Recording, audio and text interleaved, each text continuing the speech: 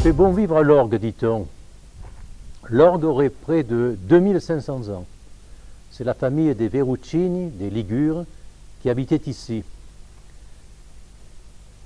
Plus tard, au Néolithique, environ 6000 ans avant Jésus-Christ, des Ibères vivaient ici, dans les grottes de la colline de Saint-Ferréol. Ce film, document fiction, relate la vie de la cité, des origines jusqu'au 3e millénaire.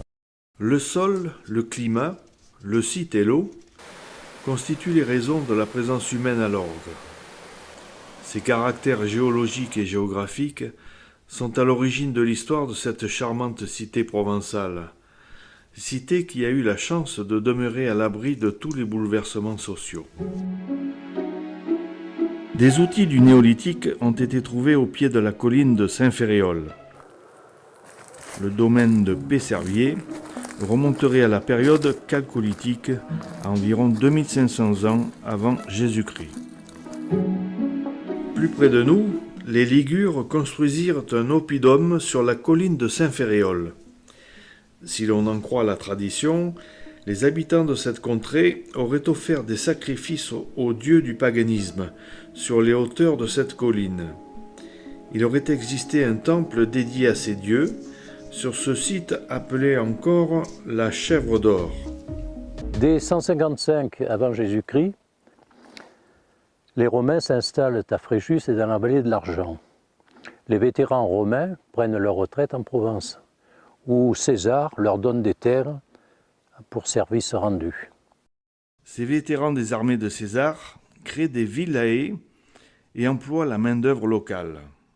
La villa était généralement formée de grands bâtiments divisés en 3 parties. L'une urbana était destinée au logement du maître et de sa famille. La deuxième, rustique, servait à l'habitation des ouvriers et éventuellement des esclaves. Et la troisième, fructuaria, renfermait les cuves, les pressoirs, tout ce qui était nécessaire à l'économie rurale, y compris les forges, poteries, fours à pain et à briques, ateliers de tissage, etc.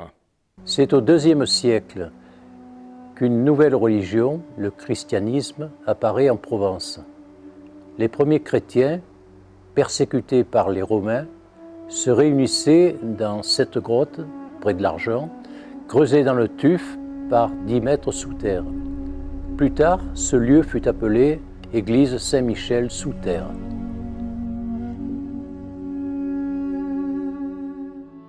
Les seigneurs locaux, pour gagner le salut de leur âme, font don de terre à divers ordres monastiques, dont les cisterciens, qui sont des moines constructeurs.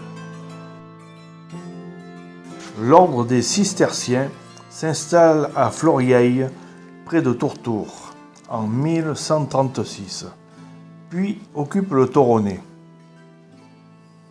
L'orgue aura 2 seigneurs, l'abbé du Toronnais et le comte de Provence.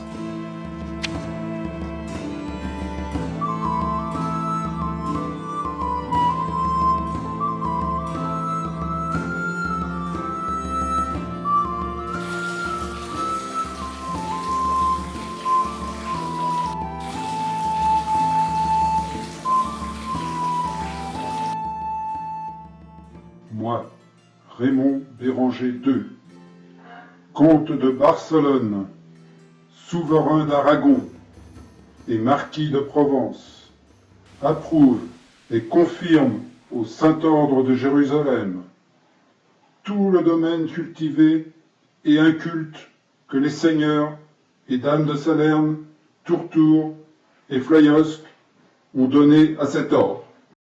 À l'invitation du comte catalan Béranger II, seigneur de Provence, les Templiers, moines soldats chargés de la sécurité des croisades, arrivent à l'orgue en 1193, avant de s'installer au Riou. Moi, Ponce de Rico, commandeur de l'ordre du Temple 6 au Riou, j'affirme qu'une enceinte fortifiée est nécessaire pour protéger votre ville contre les incursions de bandes armées. Comment allez-vous réaliser ces remparts? La muraille aura une longueur de 300 cannes.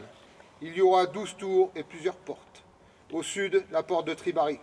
à l'est la porte Sarrasine et à l'ouest la porte du Tronc. Notre ordre sera implanté au cœur de la ville et nous y installerons une grange pour garder les produits de nos tenanciers en cas de siège. Cela est bien, vous pourrez utiliser la main-d'œuvre du lieu. Et l'église Saint-Martin sera protégée par le mur nord de nos fortifications. La font couverte au quartier de la Bourgade servira à l'arrosage de nos jardins et à désaltérer les voyageurs passant sur le chemin royal.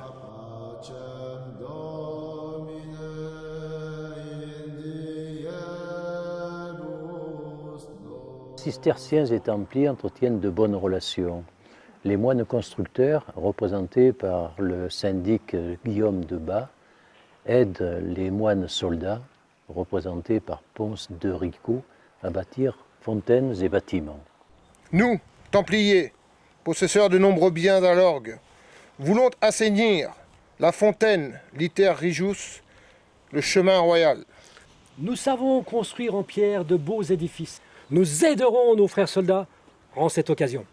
Je précise, frère Guillaume de Gras, en ce 6 avril 1304, que le droit de justice restera au comte.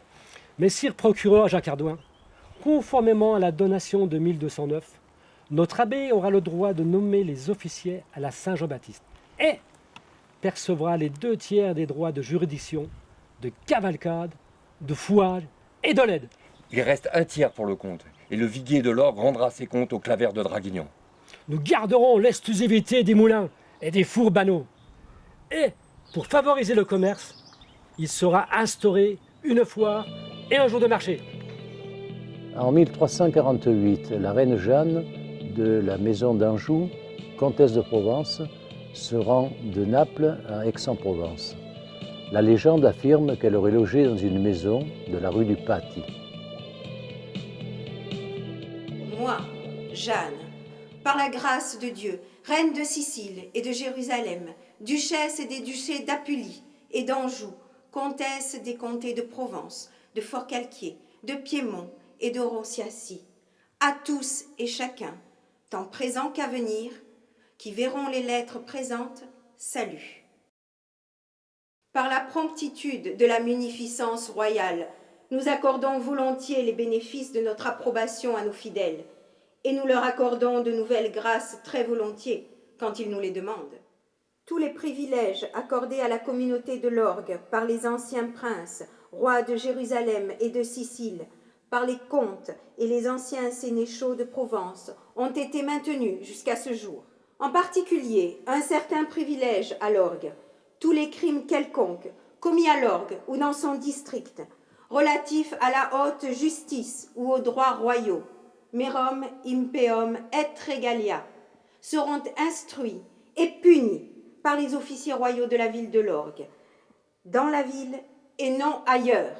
Puisqu'il a plu à la divine providence de donner tous ces privilèges, il en est de la dernière justice pour satisfaire de l'amour et du zèle que tous les habitants de cette ville ont pour notre grande reine, de donner quelques marques particulières qui témoigneront la joie des habitants. Nous nous rendrons tous ensemble à l'église dimanche prochain, en procession générale et solennelle, accompagnée de tout le peuple, précédée par les tambours et les trompettes. Nous rendons grâce pour la santé de notre bonne reine. Il serait fait chaque jour une aumône générale à tous les pauvres de la ville. Il sera dressé un feu de joie avec toute la magnificence possible. Nous ferons toutes les choses possibles pour donner des marques de la réjouissance publique. Moi, premier consul, lance une invitation générale au dîner, au dimanche suivant, et dans ma maison. Louis II renouvela ses privilèges à l'Orgue en 1402. L'événement fut si important qu'au XVIIIe siècle, on apposa une plaque commémorative sur la fontaine de la Noix.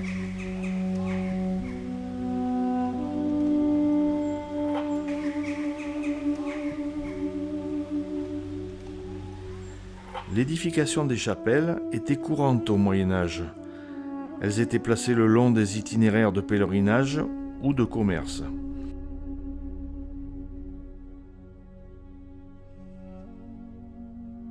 Elles comportaient un porche extérieur ou narthex pour se protéger des intempéries. Une légende raconte qu'une jeune fille de Draguignan fut enlevée par un dragonas Faramino, qui répandait la terreur dans la contrée. Les parents firent vœu d'édifier une chapelle à l'endroit où ils la retrouveraient.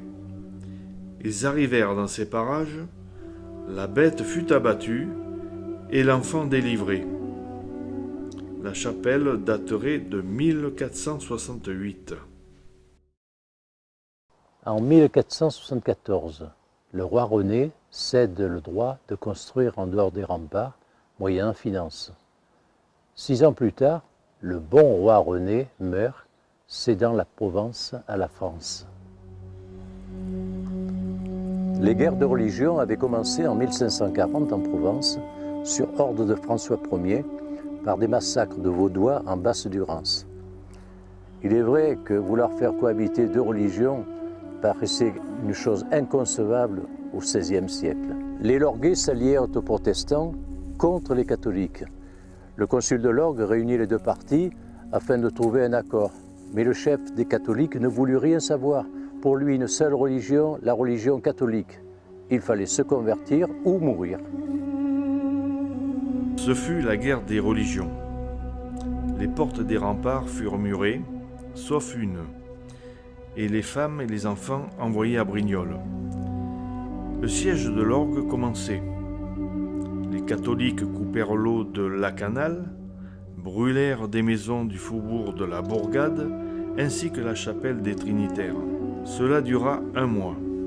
Encerclés, privés de tout, les Lorguais résistèrent. Seule la fontaine de la Pompe leur assurait de l'eau. En avril 1579, il y eut une bataille terrible au vallon de Saint-Père, près de la chapelle Sainte-Anne. Le huguenot Estoublon et son armée, près de 600 hommes, qui venaient de délivrer Soliès d'un siège long et meurtrier, est tombé sur une troupe de carcistes, les cathos, et la bataille fut atroce. On compta des centaines de cadavres, mais les huguenots l'emportèrent. La guerre civile prit fin le 13 août 1598 par l'édit de Nantes accordant aux protestants la liberté de conscience, de culte et les mêmes droits que les autres citoyens, après 58 années d'atrocités. La vieille ville fit l'objet de quelques aménagements, dont le plus important fut, en 1620, l'édification d'un beffroi au sommet de la tour sud-ouest. Celle-ci fut surmontée d'un campanile, œuvre de ferronnerie locale. En 1623, la cloche est mise en place. Elle est la plus ancienne de l'ordre. Le moulin de Trébary, le plus ancien moulin à huile de l'Orgue, a été restauré et est actuellement un musée.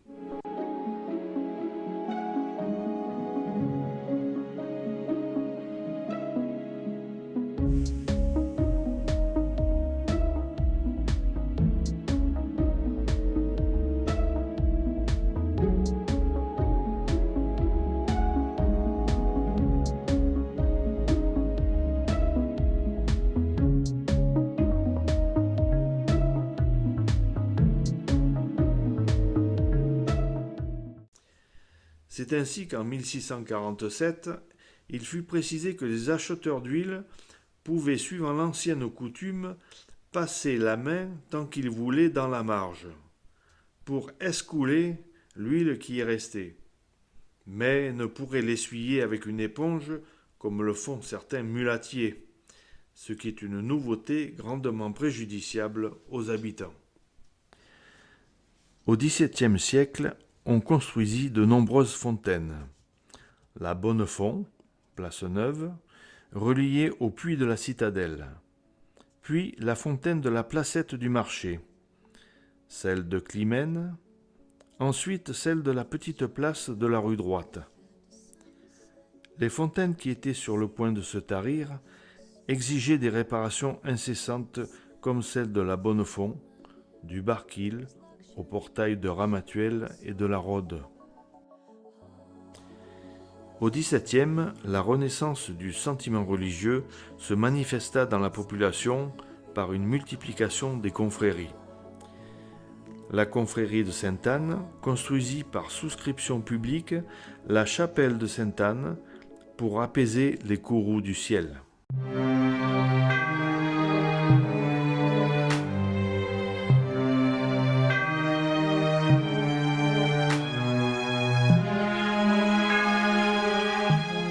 À la même époque, 24 membres de riches familles nobles ou bourgeoises fondent la confrérie des pénitents-gris.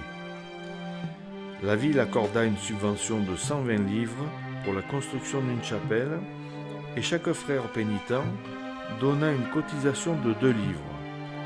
Celle-ci fut édifiée au nord de la place Neuve, près de la porte Saint-Féréol, et dédiée à Notre-Dame de l'Assomption et à Saint François d'Assise. Un effort particulier fut fait pour améliorer les routes commerciales à partir de 1665, sous l'impulsion de Colbert. Route médiévale reliant Grasse et Draguignan à Brignoles et Aix. On passait la Florieille à Gué, parce que le pont du Moyen-Âge qui la franchissait au pied de la colline de Saint-Barthélemy avait disparu à la suite des événements des siècles précédents. En 1672, il fut décidé de le reconstruire compte tenu de l'importance du trafic sur ce chemin. Le premier pont d'Argence aurait existé fin du XVIe siècle et le pont actuel daterait de 1659. Sous Louis XIV, les armoiries furent enregistrées au bureau d'armoirie de Draguignan en 1706, sous la définition suivante: 2 gueules à un lion d'or et un chien d'argent, supportant de leurs pattes de devant une fleur de lys d'or, au chef cousu d'azur, chargé de 3 fleurs de lys d'or. Sous le pontificat de Clément XI, sous le règne de Louis XIV, an de grâce 1703, l'église collégiale de Saint-Martin a été établie en ce lieu. Monseigneur de Fleury, évêque de Fréjus, a posé ici la première pierre, aux applaudissements de tous les citoyens de notre cité.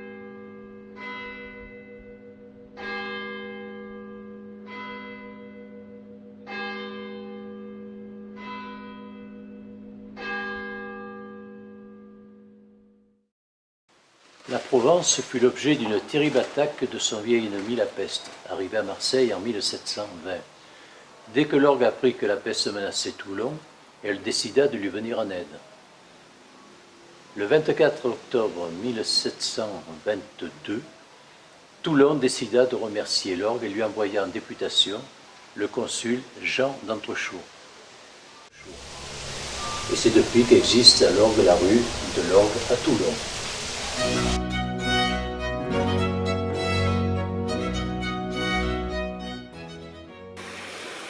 En 1768 fut édifié le palais de justice de la judicature de l'orgue. La fontaine de la place Neuve fut déplacée en 1768 pour être portée devant cet édifice. À cette époque se déroula dans la ville une histoire galante. Mirabeau et son ami Denis Jassereau, seigneur de Briançon, surnommé Pylade, avaient l'habitude de courir le jupon. Mon ami, je suis ennuyé. Je fais l'objet d'une lettre de cachet. Tu sais bien que tu peux tout me demander. Bien, mais j'aurais besoin de me mettre à l'abri quelque temps. J'ai quelque bien l'orgue où tu pourras te faire oublier. Je suis là pour la volonté du peuple et je ne partirai que par la force des baïonnettes. En voilà une belle formule. Je la ressortirai. Je suis là par la volonté du peuple et je n'en sortirai que par la force des baïonnettes. Ou bien, je suis là par la volonté du peuple et je n'en sortirai que par la force des baïonnettes. Chut! On pourrait t'entendre. Notre ville n'est pas habituée à entendre de tels discours. Il m'a été rapporté que 2 hommes suspects se trouvaient à l'hôtel du Petit Paris. Débrouille-toi pour leur faire le tour du village. Et lorsqu'ils passeront sous ma fenêtre, je verrai si je les reconnais et s'ils sont dangereux. Pilade, mon ami, j'ai été repéré. J'ai reconnu mes poursuivants et je vais devoir filer. Pas encore. Nous avons la possibilité d'aller dans mon bastidon, où tout est calme et où courent de jolis jupons. Soit, je déménagerai dès ce soir. Ce ne sera que provisoire. Les ragots courent vite ici et les étrangers sont vite repérés. Tu partiras dans 48 heures. Je connais un paysan, Cabassou. Il est sûr, il te guidera jusqu'à Grasse, où tu passeras la frontière. Et de là, je partirai pour les Flandres, d'où je pourrai enfin m'exprimer. C'est peut-être grâce à ce passage à l'orgue que Mirabeau dut sa notoriété durant la Révolution. Au XVIIIe siècle, d'autres fontaines furent créées. À la porte du Tron, sur la place des Ormeaux, puis sur la place des Capucins. Celle de la place des Ormeaux mérite une mention particulière. Cette fameuse fontaine en marbre de Carrare, appelée irrespectueusement Fontaine de la Noix, fut classée monument historique en 1926. Elle fut l'objet de grandes réjouissances publiques pour son inauguration. Les jets du bassin déversèrent du vin à profusion, d'où l'origine du dicton local que l'eau de la fontaine a la particularité de brouiller la raison de ceux qui en boivent. Jusqu'en 1811, la rue de la Bourgade était de circulation pénible et dangereuse. Pour cette raison, la municipalité demanda le prolongement du cours en achetant des terrains non bâtis à proximité de l'hôtel de ville. Ce tracé préfigure le tracé actuel. La construction la plus importante fut celle de l'hôtel de ville, envisagée en 1802 en fonction des décisions des municipalités précédentes, et elle ne fut terminée qu'en 1833. Un siècle après l'édification de la collégiale, de nombreux aménagements et embellissements furent apportés à l'intérieur de la collégiale. En 1806, la Vierge à l'Enfant, attribuée à Puget, fut transférée de l'abbaye du Toronnet désaffectée. Et en 1836, ce fut l'acquisition des grandes orgues, commandées au facteur d'orgue lyonnais Zeiger, grâce à une souscription parmi les habitants et une subvention de la municipalité.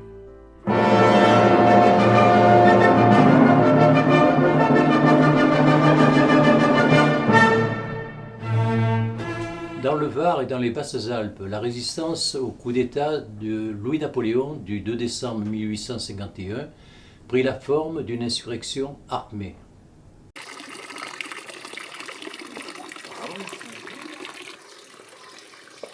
Les insurgés, sous les ordres du journaliste marseillais Dutheil, promu général, atteignirent l'orgue le 7 décembre 1852. Le maire Louis-Jean-Baptiste Cordouan, légitimiste, parlemente avec le général Dutheil. Que voulez-vous? Mes hommes et moi voulons nous restaurer et traverser l'Orne. Avez-vous un ordre de route? Ah non, monsieur. En ce cas, je ne puis parlementer avec vous. Je vous préviens. Nous sommes déterminés à nous défendre jusqu'à la mort. Mais j'en suis persuadé, mais il n'est pas question de ça pour le moment. Hein. En tant que démocrate et garant de la Constitution, je demande un morceau de pain et un verre de vin pour faire rafraîchir ma colonne. Bon, pour le vin et le pain, on vous donnera. Mais arrêtez votre colonne, car autrement il y aura un malheur. Oh là, monsieur, nous n'avons pas à nous battre. En tant que magistrat, vous devez être pour le droit. Et par conséquent, pour la Constitution dont nous sommes les défenseurs. Je suis pour qui je suis. Je ne dois de rendre compte à personne. D'ailleurs, dans un pareil moment, on ne doit pas s'occuper de politique. Je vais vous faire apporter votre pain et votre vin. Mais n'avancez pas, car nous sommes déterminés à vous repousser. Je vous en avertis. Le soir, les insurgés partent avec des otages. Le 11 décembre 1852, les insurgés sont battus à Hobbs.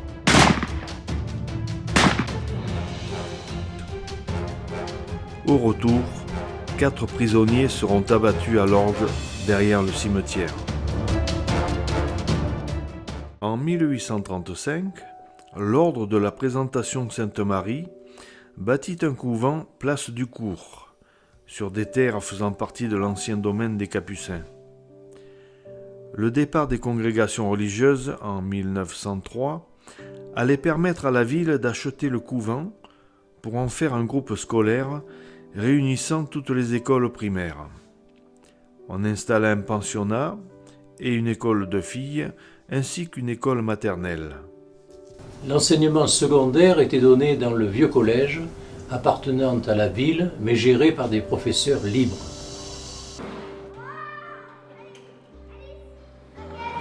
En mars 1882, le conseil municipal décida de créer une école primaire supérieure pour remplacer le collège.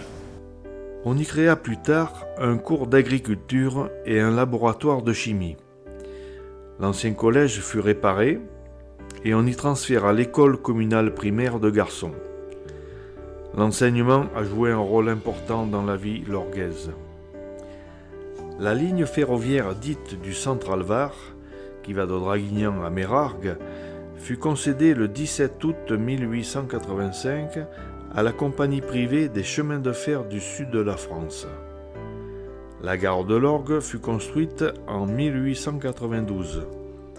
L'appellation du train d'Épines vient du trajet au milieu des pins. Des fouilles archéologiques ont mis à jour des poteries fabriquées à l'Orgue à l'époque romaine. La fabrication de la céramique ne prendra son essor qu'au début du XIXe siècle pour atteindre une production de 2 millions de tomètes par an, dite Malon, produite par plusieurs fabriques au quartier des Tuffes, la Canale, puis l'Étang, Saint-Auxile, Berne et autres quartiers. Cet artisanat déclina vers 1950, concurrencé par l'industrialisation.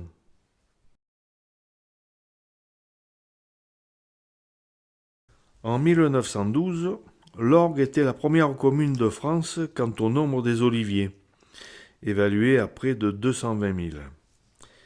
Et la qualité de son huile était réputée. Mais cette culture déclina rapidement après la guerre de 1914, par suite des importations italiennes et africaines. L'élevage des moutons a subi la même évolution, en passant de plusieurs milliers de têtes à moins de 4000 en 1929. C'est en 1922 que fut créée la coopérative vinicole et oléicole lorguaise et en 1932 l'association syndicale des propriétaires vignerons du Var. En 1940, le syndicat des Côtes de Provence délimita l'aire de production des vins d'appellation contrôlée. Au soir du 15 août, près de 100 000 hommes ont déjà débarqué et établi de solides têtes de pont.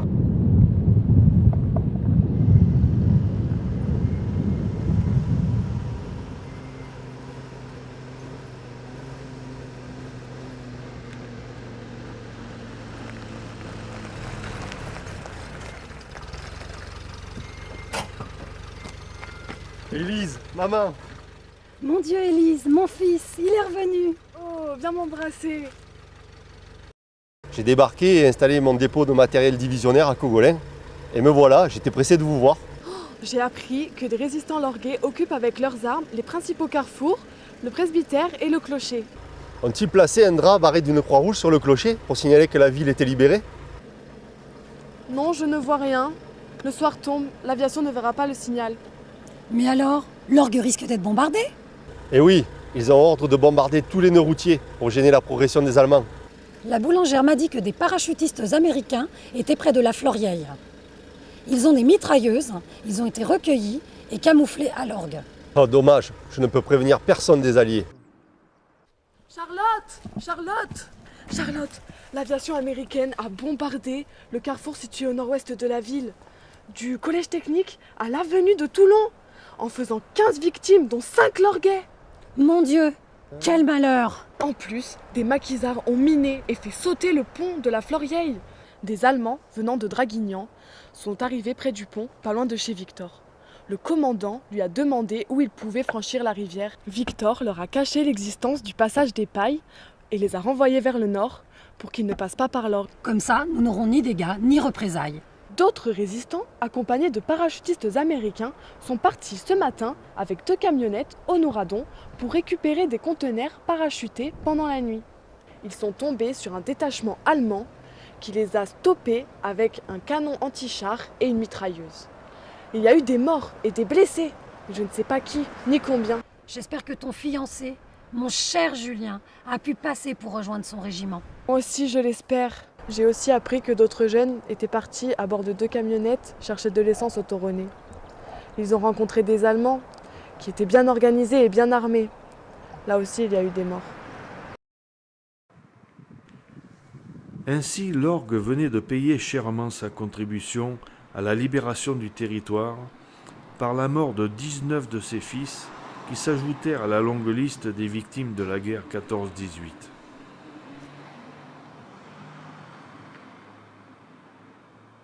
En 1949, la population obtint l'eau potable courante à domicile, avec la création d'un château d'eau sur la colline de Saint-Ferréol. Le maire décida en 1969 d'adhérer au syndicat intercommunal pour l'adduction d'eau de la source d'Entraigues. L'Orgue est resté un village de moins de 3000 âmes jusque dans les années 1980, pour atteindre 10 000 habitants aujourd'hui. Nous voici arrivés au terme de l'histoire de cette charmante cité provençale.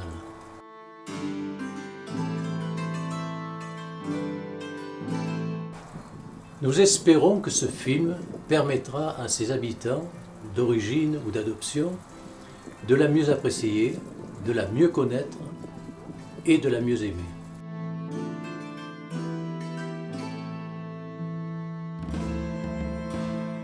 Un vieil adage dit « à l'orgue on vit vieux et content ».